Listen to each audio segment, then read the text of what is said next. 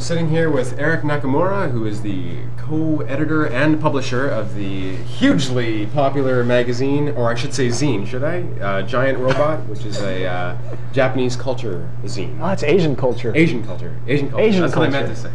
I said Japanese culture? That's horrible of me.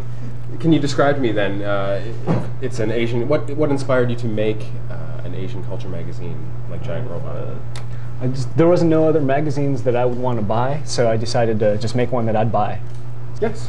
Well, let's see, when I was a little kid, there was a show called Giant Robo, and it was about a kid with a watch who can control a big-ass robot, right? And that robot can fly and destroy planets and buildings and monsters. Okay.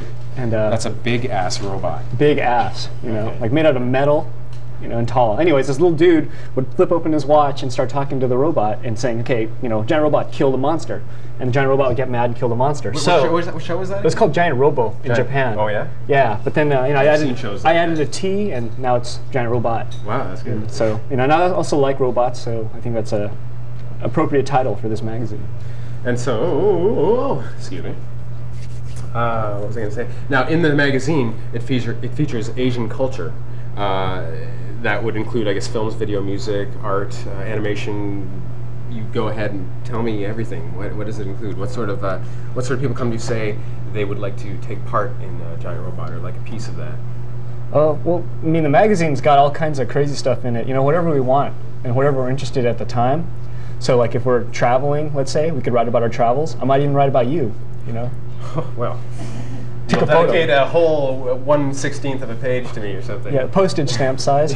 And no, we just basically look for whatever we feel is interesting, you know, and that what we want to learn about. Because Giant Robot's about us learning too, you know, like right. I pick up a lot of information just from writing articles and researching that, yeah, we shove it all in there and make an article out of it. Sometimes out of something that no one even cares about. And Giant Robot's been out for how long? 3 years? 3 years. 3 years. Yeah. And how has it changed from, let's say, the first issue to now? Has there been a significant change?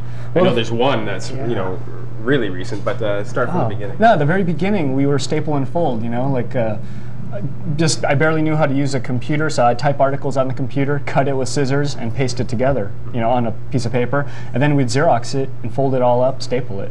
It was just so really handmade, and at the first run it was 240, and now we're up to like the 12,000 range. You know, ever want to go back to those days?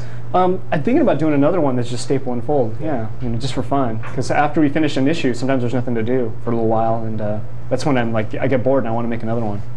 But now in its third year, I guess it has become fairly popular, has it not? I don't know. You tell me. Well, I mean, I heard in Canada you're changing now to the glossy edition. Oh, I know. That's right. It's shiny. It's shiny now, but, which is a fairly big change. Yeah.